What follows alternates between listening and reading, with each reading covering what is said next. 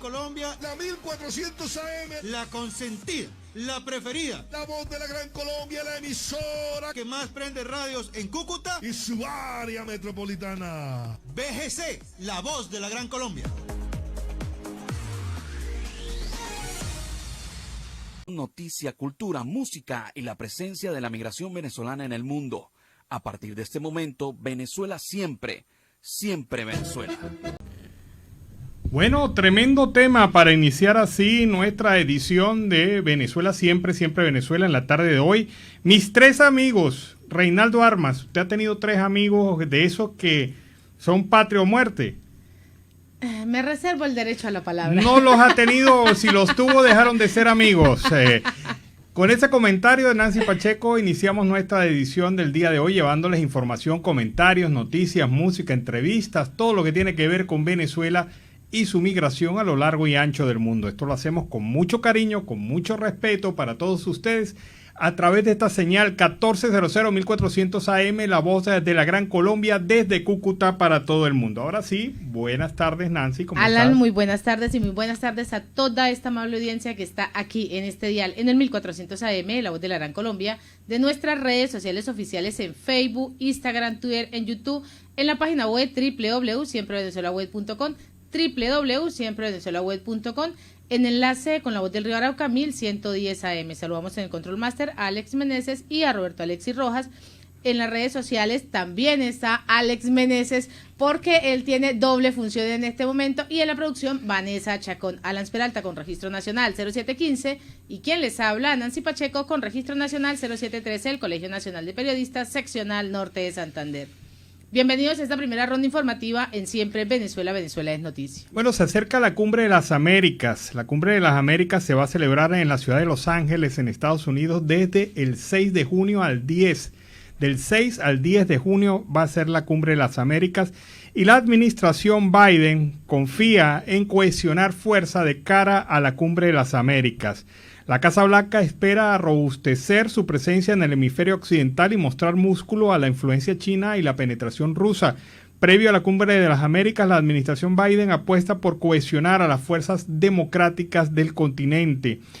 Así es que, a pesar de la molestia de Andrés López Manuel Obrador y otros mandatarios que cuestionan la posible exclusión de Venezuela, Cuba y Nicaragua, Estados Unidos cree que aún quedan márgenes para llegar a consenso. La administración del presidente Biden confía que en el foro de los mandatarios del 6 al 10 de junio en la ciudad de Los Ángeles sirva de plataforma para unificar las fuerzas democráticas del continente. El director de Asuntos Hemisféricos del Consejo de Seguridad Nacional de la Casa Blanca, Juan González, explicó en conferencia de seguridad hemisférica que Estados Unidos está recalibrando su política hacia la región y que impulsar la democracia es su prioridad. Por eso, si impulsar la democracia es la prioridad, no puede estar presente la administración de Maduro, ni puede estar presente la administración de Ortega, ni mucho menos la de Díaz-Canel, en representación de estos tres países que se han convertido en los principales violadores de los derechos democráticos en América Latina. Y en otro orden, Juan Guaidó habla sobre la reactivación de las negociaciones en México.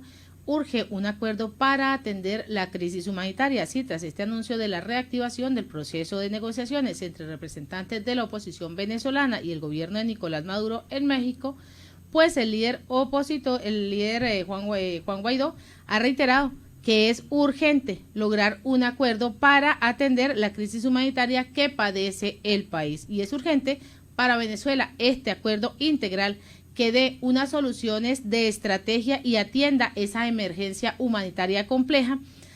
Ratificamos ese gran objetivo principal para lograrlo: elecciones presidenciales y parlamentarias que sean libres y justas, que nos den a todos los venezolanos, es lo que he escrito a través de la cuenta en Twitter. También Juan Guaidó resaltó que si bien es urgente reiniciar lo más pronto posible estas conversaciones en México, insistió en la importancia de ese acompañamiento internacional y además de fortalecer la unidad opositora para poder lograr las diferentes soluciones a esta crisis que se presenta en el país.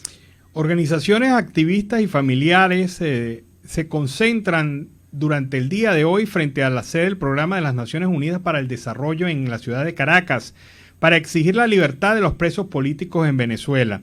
La mayoría de ellos están siendo trasladados a cárceles comunes. Además de eso, tenemos que la comisión que preside la señora Bachelet no ha ido a los centros en los que es fundamental que estén para que vean las condiciones de los presos políticos.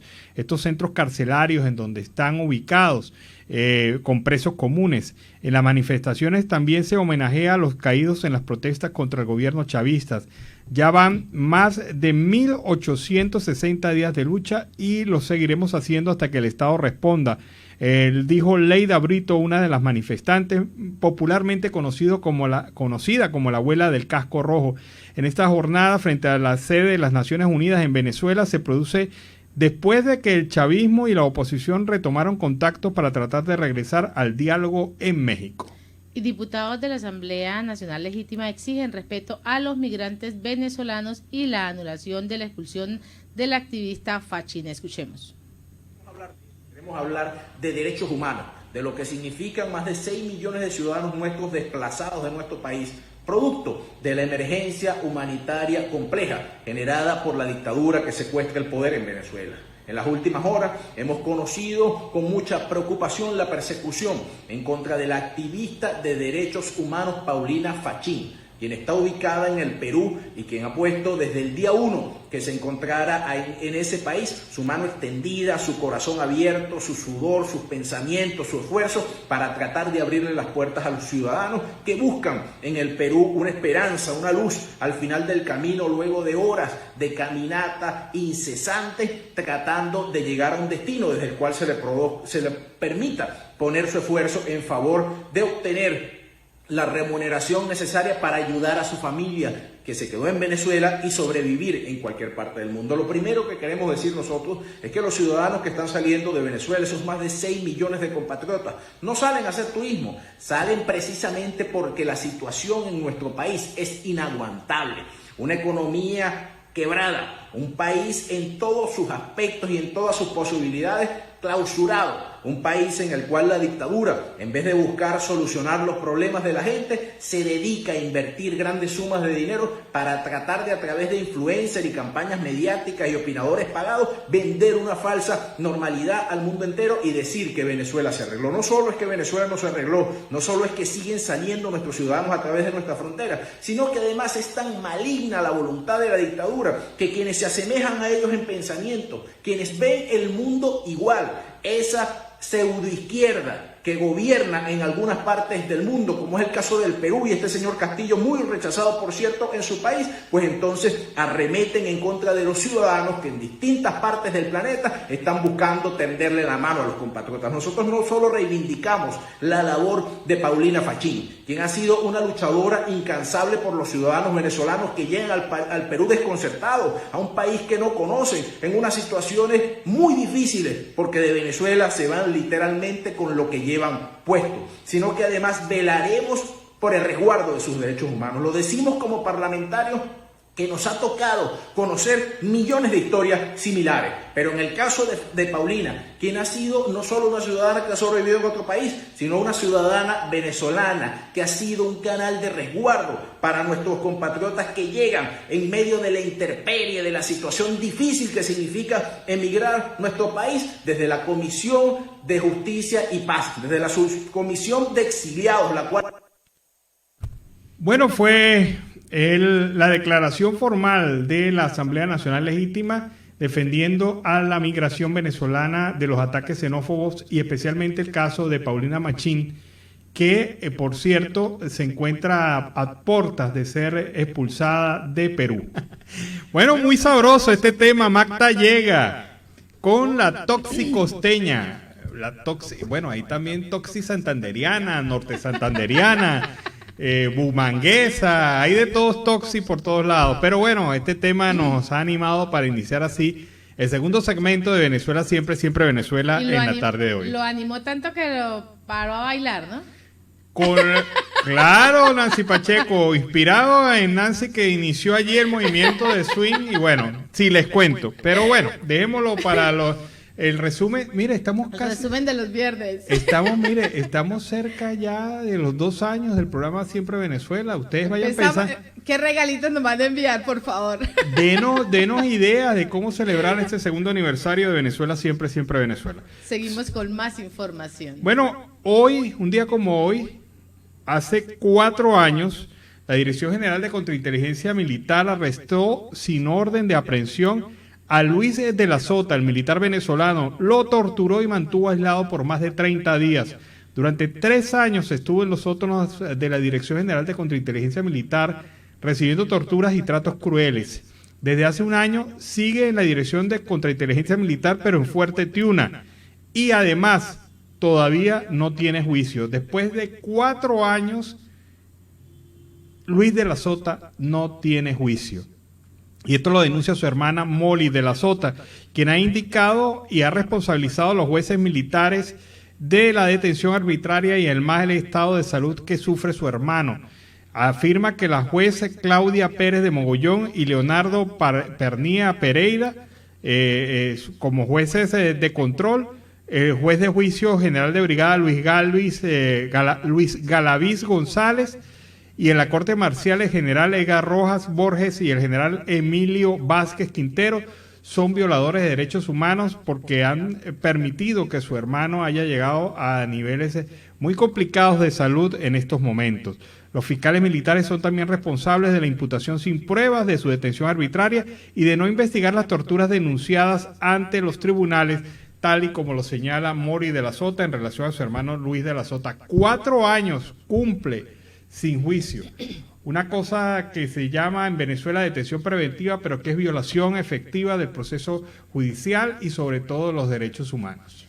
Y al menos 500 organizaciones de la sociedad civil y 250 personas rechazan el proyecto de la Ley de Cooperación Internacional al considerar que su aprobación tendría consecuencias totalmente devastadoras para la persona en situación de mayor vulnerabilidad. Con este proyecto de ley se busca reinterpretar la definición de cooperación internacional hacia los diferentes intereses ideológicos, políticos y económicos del gobierno nacional, pues dejando por fuera los diferentes conceptos esenciales como los derechos humanos y además la ayuda humanitaria, es lo que reza parte de este comunicado. Señalaron que esta ley tiene además la intención de controlar y castigar a todas las personas u organizaciones que no se sujeten a la interpretación, lo cual abarca toda la sociedad civil nacional y además a las organizaciones internacionales.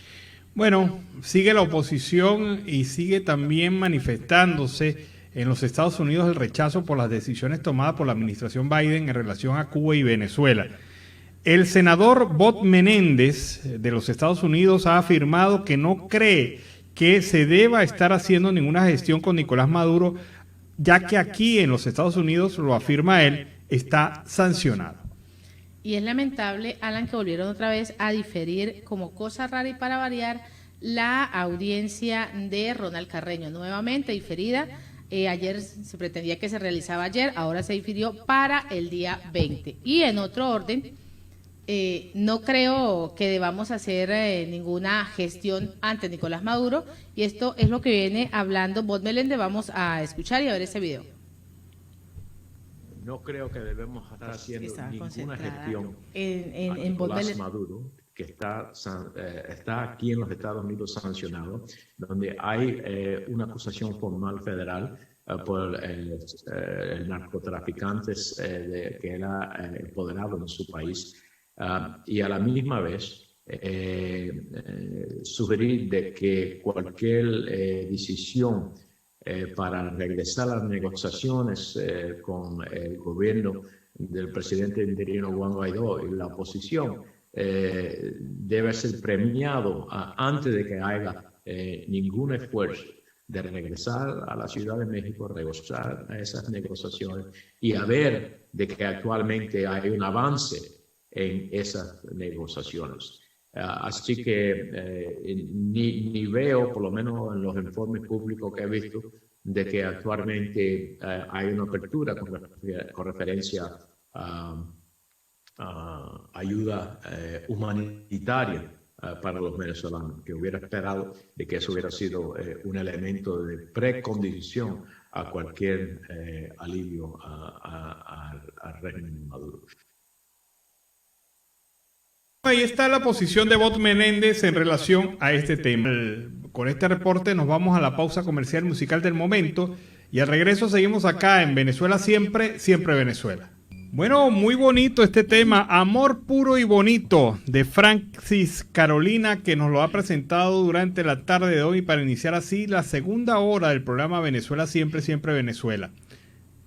Seguimos en Siempre Venezuela, Venezuela es noticia a través de este dial, el 1400 AM, la voz de la Gran Colombia, de nuestras redes sociales oficiales en Facebook, Instagram, Twitter, en YouTube, en la página web www.siemprevenezuelaweb.com, www.siemprevenezuelaweb.com, en enlace con la voz del Río Arauca 1110 AM. Y en esta segunda hora se incorpora Radio Delfín 1060 AM. Saludamos en el control máster al señor Víctor Márquez y a Robinson Cárdenas, a nuestro corresponsal Carlos Uzcate y Elmira y a toda esa amable audiencia que está ahí, pegadita. Continuamos con más información. Bueno, hoy en la mañana, trabajadores administrativos, obreros, educadores, también miembros de la comunidad universitaria de la Universidad Central de Venezuela salieron a protestar al interior de la universidad. Eso era una protesta que se ha programado con motivo al tema de la modificación de la contratación colectiva, la afectación de las cláusulas vitales para los docentes, primas que se le eliminaron, etcétera. Pero esta protesta pacífica y muy claramente reivindicativa fue violentada por funcionarios de la Policía Nacional, quienes ingresaron a la Universidad Central de Venezuela violando la autonomía universitaria. Ingresaron y no conforme con eso empezaron a grabar quiénes eran los que estaban manifestando y a tomarle fotografías. Esto es una forma de amedrentar, reconocen los miembros del claustro universitario. Ellos ingresaron a las instalaciones de la universidad a grabar a quienes protestan por los beneficios laborales durante el día de hoy. Han señalado su rechazo, entre ellos el profesor Gregorio Alfonso, quien como representante de la Asociación de Profesores de la Universidad Central de Venezuela ha manifestado su rechazo frente a la presencia de estos funcionarios de la Policía Nacional Bolivariana dentro de la UCB, señalando que no van a lograr que ellos cesen en su defensa del legítimo derecho a la protesta. Y Gustavo Duque instó a imponer sanciones más fuertes contra los infractores de normas de tránsito. Así, el alcalde de Chacao instó el día de hoy a imponer medidas más fuertes contra estos infractores de las normas de tránsito en el municipio. Yo apuesto a sanciones progresivas que terminen quitando la licencia a personas que incumplan o cometan infracciones de manera reiterativa y que las sanciones sean económicas tan contundentes que las personas prefieran no cometer este tipo de infracciones. Es lo que ha venido expresando a través de una entrevista. También recordó que durante su primera gestión procuró un orden en el municipio con una modificación a las sanciones que tienen que ver con las leyes de tránsito, pero no lo logró. Y ante ello, lamento que estas sanciones sigan ancladas a un valor que calificó como irrisorio. Bueno, los miembros de la Fundación de Derechos Humanos de Los Llanos en Venezuela fueron hostigados por la policía del estado Barinas mientras realizaban una jornada de atención en los municipios obispos del estado Barinas. Ellos fueron amedrentados por los funcionarios policiales, quienes consideraron que no deberían estar en una instalación sanitaria. Y yo pregunto, ¿acaso es prohibido que alguien pueda entrar a una instalación sanitaria a observar, tomar nota de la situación de complicaciones en el sector salud? Pues eso es lo que se está presentando allí.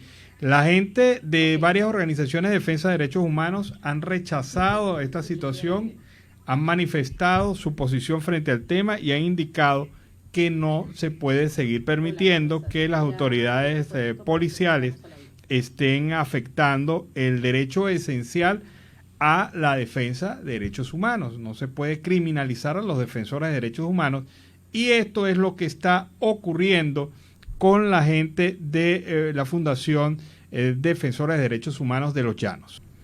Bueno, seguimos acá en Venezuela Siempre, Siempre Venezuela, y es cosa interesante esta que el tema de la migración y las empresas de capital venezolano que están en territorio colombiano, pues puedan de alguna manera operar, ayudar a hacer esfuerzos para consolidar esta acción de integración de la migración.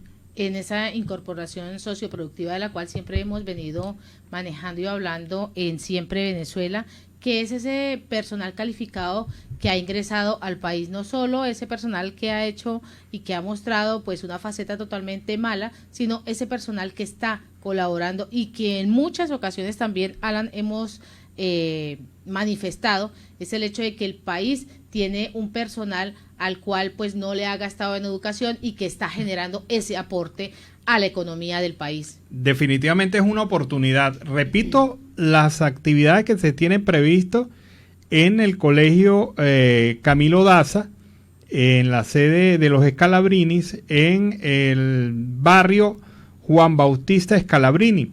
Allí pues va a haber actividades de educación, de salud, de inclusión productiva, de protección, del registro biométrico también, CISBEN y otras actividades que se van a realizar durante una jornada que arranca a las 8 de la mañana y que termina a las 3 de la tarde. Y vamos a escuchar un análisis que ha realizado el abogado venezolano Eduardo Flores sobre el cruce fronterizo hacia Estados Unidos desde México. Saludos, Eduardo Flores les habla, abogado en ejercicio, Costa Rica. Voy a hablar del tema de los Estados Unidos de Norteamérica, de todas aquellas personas que ingresan por los diferentes puntos de la frontera. Para usar un estimado mínimo, aproximadamente están llegando 1,000 personas a la frontera de los Estados Unidos de Norteamérica. Una vez usted es detenido por la patrulla fronteriza, usted va a ser trasladado a un centro de detención. Una vez llega ahí, le van a hacer una requisa, que es un procedimiento netamente policial, para asegurarse que no lleva ningún arma blanca, droga, etc. Después usted va a ser procesado, va a ser reseñado, le van a tomar unas fotos para verificar que es una persona que no está huyendo de la justicia ni tiene ningún tipo de crimen, no es solicitado por Interpol. Y muy importante, verificar que está ingresando de manera irregular por primera vez a los Estados Unidos de Norteamérica, que no es una persona que está repitiendo la conducta y está ingresando nuevamente para ver qué pasa. Las 2,000 millas que existen de la frontera de los Estados Unidos con los Estados Unidos de México, por cualquier punto que entre, una vez sea detenido por la patrulla fronteriza, va a llevar ese...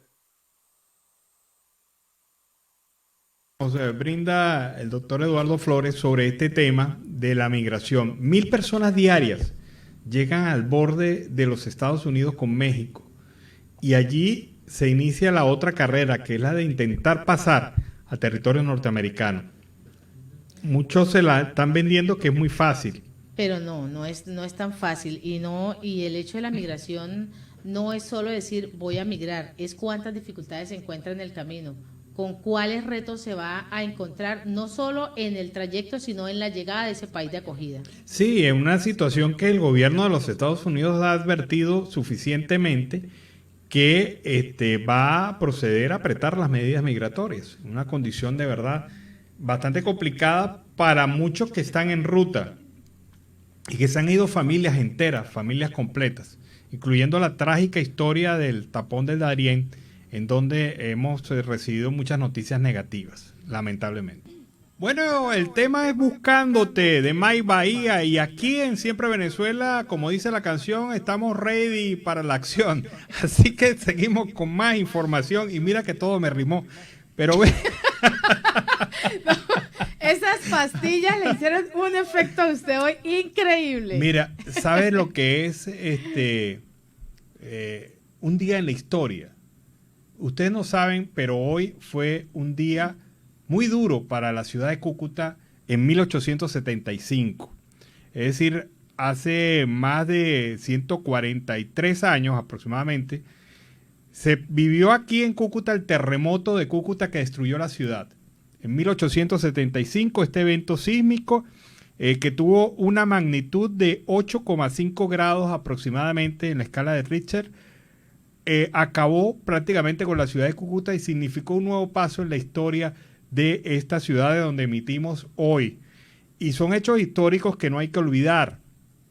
No hay que olvidar porque precisamente la historia está para eso, para no dejarla pasar, para entender una cosa. Pero mientras aquí en Cúcuta y en varias ciudades del eje fronterizo venezolano hubo destrucción, hubo daños graves, terribles, al punto que el terremoto que destruyó Cúcuta destruyó también a Capacho, que está muy cerca de acá, a 40 minutos aproximadamente, y esa en Venezuela, y eso obligó a que se fundara una nueva ciudad. Pero les cuento lo siguiente, también hoy, que fue el día de recuerdo, de destrucción y daño, fue el día en el que prácticamente nació la industria petrolera venezolana. ¿Por qué? Porque como lo recuerda muy bien Rafael Quiroz Corradi, hace 147 años, el 18 de mayo de 1875, el mismo día del terremoto, brotó por primera vez petróleo en el suelo venezolano en Rubio, en la finca La Alquitrana, en el municipio Junín del estado Táchira, en un caserío que hoy se llama La Petrolia, propiedad en aquel entonces de don Manuel Antonio Pulido Pulido.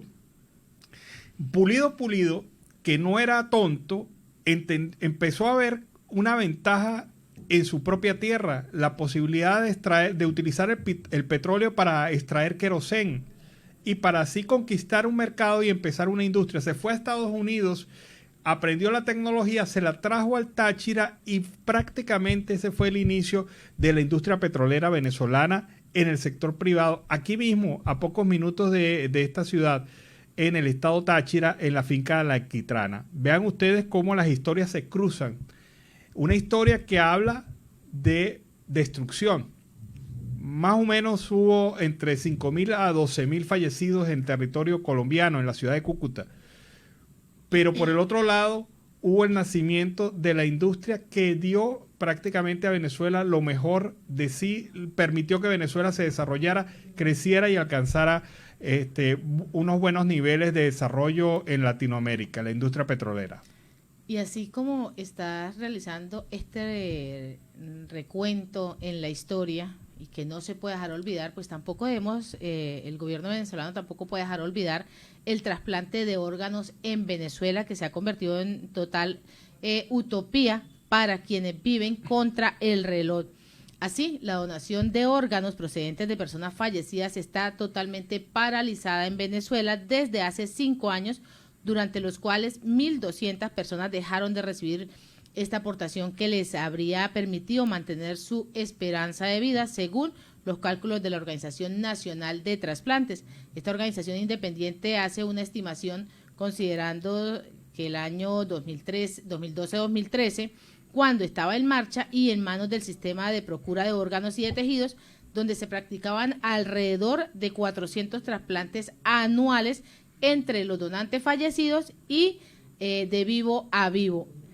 Para el año 2014, el Estado entregó lo relacionado con el STOP a una institución dependiente del Ministerio de Salud llamada Fundebene, que fue creada en el año 2017, quien anunció una suspensión, crea esa suspensión hasta el día de hoy. 5 años después, permanece desactivado este programa. La encargada de Relaciones Institucionales, Lucila Cárdenas, ha explicado que se trata de una paralización que impide a los pacientes optar por algún tipo de donación, que también imposibilita a los donantes voluntarios de ayudar en esta gran causa.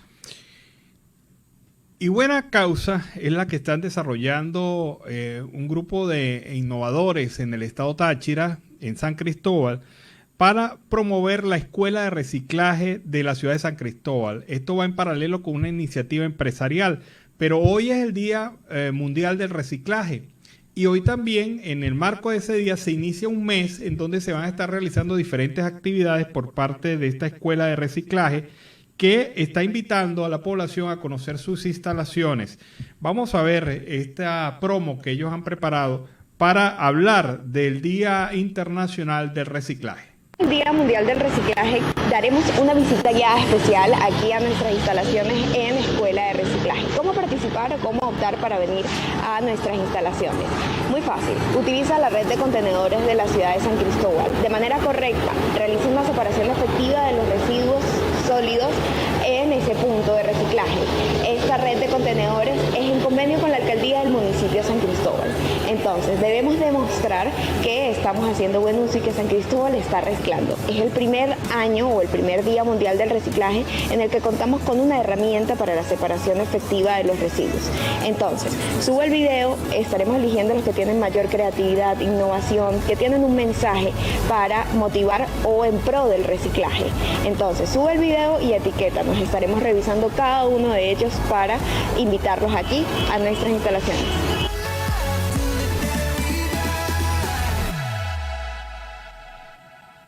Oye, qué interesante, desarrollándose esta actividad de la escuela de reciclaje. ¿Y por qué escuela? Porque ese es un tema que está con muy bajo nivel de conocimiento, por lo menos en la comunidad venezolana. O sea, el tema de reciclaje se habla muy poco, pero ellos están intentando formalizar este proceso, este aprendizaje, y aprovechan el Día Internacional del Reciclaje hoy para iniciar todo un mes de actividades, jornadas de atención y sobre todo de información para la gente que esté interesada en estos temas. Así hemos llegado al final de esta emisión de Siempre Venezuela, Venezuela es Noticia, a través de este dial, el 1400 AM, La Voz de la Gran Colombia, de nuestras redes sociales oficiales, en enlace con La Voz del Río Arauca, 1110 AM y Radio Delfín, 1060 AM. Agradecemos en el Control Master al señor Víctor Márquez, a Roberto Alexis Rojas, a Robinson Cárdenas, a Alex Meneses y en la producción a Vanessa Chacón, Alan Peralta con Registro Nacional 0715 y quien les habló, Nancy Pacheco, con Registro Nacional 0713, el Colegio Nacional de Periodistas, Seccional Norte de Santander. Hasta la tarde. Hasta la tarde, cuídense. Venezuela es un programa que te brinda las mejores noticias, comentarios, análisis, entrevistas y música. Información sin censura en la voz de los protagonistas. Todo un equipo de producción de primer nivel. Siempre Venezuela. Lo encontrarás en las radios de tu preferencia. O si no, visítanos en nuestras plataformas digitales. Siempre Venezuela Radio. En Instagram, Facebook y Twitter. De lunes a viernes le decimos lo que en Venezuela prohíbe. Porque somos Venezuela siempre, siempre Venezuela.